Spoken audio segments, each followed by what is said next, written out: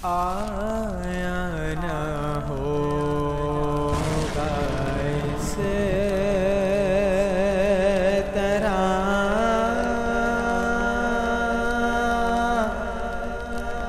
हुस्नो शबाब रेत पर।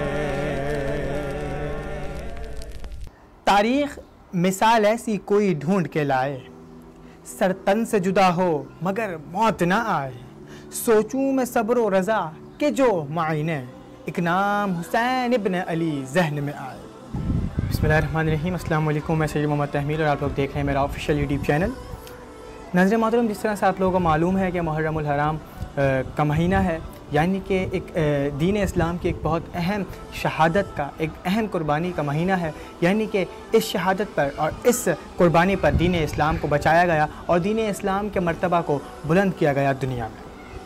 हज़रत मोहम्मद मुस्तफ़ा सल्लल्लाहु अलैहि वसल्लम के विसाल के बाद खिलाफत का निज़ाम कायम हुआ। खुलफ़ाए राशिदीन के बाद खिलाफत बनी उमैया के पास आई। 60 हिजरी में मुआविया बिन अबी सुफियान के इंतकाल के बाद उसका बेटा यजीद खलीफा बना। यजीद फासिक, फाजिर, शरीयत का पाबंद न था और ज़बरदस्ती बैत लेना चाहता था। हज़रत इमाम हुसैन रज़ी अल्लाहु अन्हु नवासे रसूल सल्लल्लाहु अलैहि वसल्लम ने यजीद की बैत को इस्लाम और खिलाफत के उसूलों के ख़िलाफ़ करार दिया और साफ इनकार कर दिया। उनके इनकार की बुनियाद ये थी कि यजीद दीन इस्लाम की तालीमात का पाबंद न था और उसकी हुकूमत जुल्म व जबर पर कायम थी, जो कि बात हकीकत रही। फिर क्या हुआ कि हज़रत इमाम हुसैन को अहले कूफा की तरफ से दावतनामा दिया गया कि कूफा के लोगों ने इमाम हुसैन को कई खतूत लिखे और वादा किया कि अगर वो आएंगे तो वो उनके साथ देंगे, साथ दीन के मुताबिक हुकूमत कायम करेंगे। इमाम हुसैन ने अपने चचाजाद भाई हज़रत मुस्लिम बिन अकील को कूफा भेजा ताकि हालात का जायज़ा ले सके। मुस्लिम बिन अकील को पहले कूफा में हिमायत मिली, लेकिन जल्द ही यजीद के गवर्नर इब्न ज़ियाद ने जुल्म के ज़रिए लोगों को डरा कर उनका साथ छोड़ा दिया। हज़रत मुस्लिम को गिरफ़्तार करके शहीद कर दिया गया। पहली शहादत जो कि उस वक्त शुरू हो रही थी जब ये अय्याम गम करीब थे। सफ़र करबला का आगाज़ हुआ। हज़रत इमाम हुसैन को मुस्लिम की शहादत की खबर रास्ते में मिली, मगर वो हक़ पर थे, इसलिए पीछे ना हटे। वो अपने ख़ानदान, बच्चों, ख़वातीन और चंद वफ़ादार साथियों, तकरीबन 72 अफराद के साथ करबला के मैदान में पहुँचे।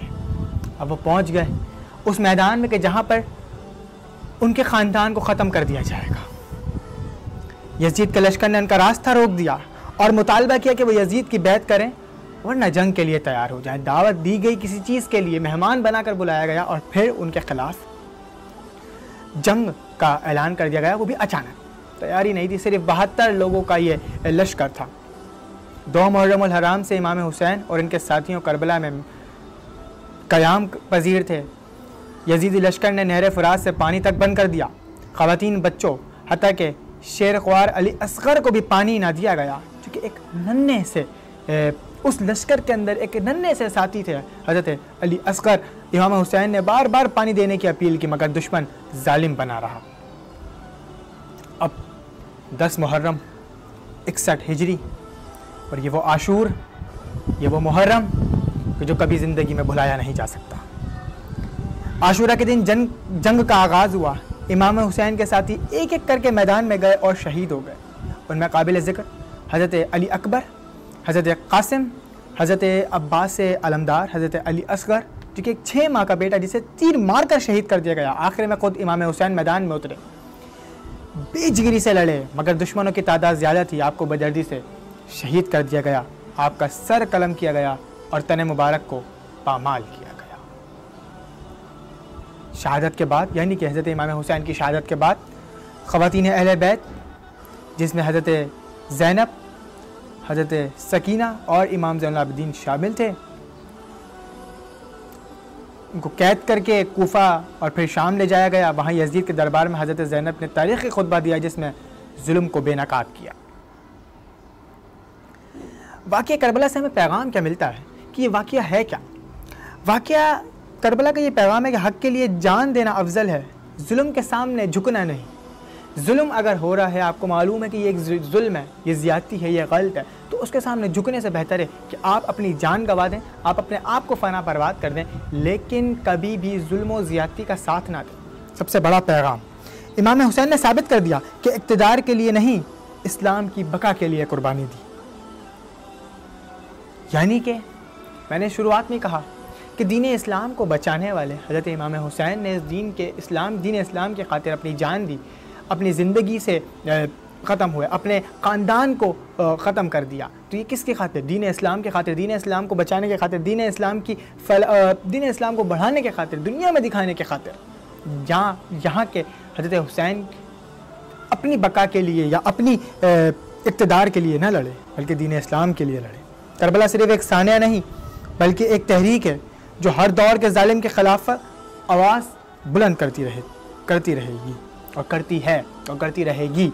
करबला, वाक़या करबला, मैदान करबला, किस्सा करबला। वाक़या करबला तारीख़ इस्लाम की सबसे अजीम कुर्बानी है। ये सिर्फ मुसलमानों के लिए नहीं बल्कि पूरी इंसानियत के लिए एक मिसाल है। जब दीन और हक़ की बात आई तो कुर्बानी, सब्र, इस्तिक़ामत और सदाकत का दामन ना छोड़ा, जो कि वाक़या करबला है। मज़ीद कहा कि गुरूर टूट गया, कोई मर्तबा न मिला, सितम के बाद भी कुछ हासिल जफ़ा न मिला, सरे हुसैन मिला है यजीद को, लेकिन शिकस्त ये है कि फिर भी झुका हुआ न मिला। ये था वाक़या करबला, जो कि हमें एक अहम पैगाम दे रहा है, दीन इस्लाम की तारीख़ के अंदर एक बहुत अहम किरदार अदा कर रहा है और जुल्म बर्बरियत के ख़िलाफ़, जुल्म जबर के ख़िलाफ़ और ज़्यादती के ख़िलाफ़ खड़े होने की, ज़्यादती के ख़िलाफ़ आवाज़ उठाने की हमें एक ज़िंदा मिसाल दे रहा है कि जहाँ जुल्म हो रहा हो वहाँ आप हक़ पर हैं तो खड़े रहें। बेहतर ये है कि आप उस जुल्म और ज़्यादती का साथ दें, उससे बेहतर ये है कि आप अपनी जान को फ़ना कर दें, लेकिन जो हक़ है वहाँ खड़े रहें, क्योंकि हक़ उठ गया और बातिल ख़त्म है। नाज़रीन मोहतरम, करबला का वाक़या, याद करबला और इमाम हुसैन का यह वाक़या हमेशा यूँ ही यादगार रहेगा और जब तक दीन इस्लाम कायम है, जब तक ये दुनिया कायम है, यूँ ही ये सिलसिला, यूँ ही इस वाक़े का चलता रहेगा और ये कभी भुलाया ना जाएगा। गम हुसैन यूँ ही याद तरोताज़ा रहा जाएगा। यानी मोहतरम, मिलते हैं आप लोगों से बहुत जल्द। जब तक के लिए मुझे दीजिए इजाज़त। अल्लाह हाफ़िज़, अल्लाह निगहबान। आया न होगा इस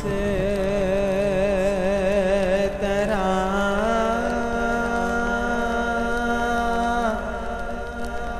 हुस्नो शबाब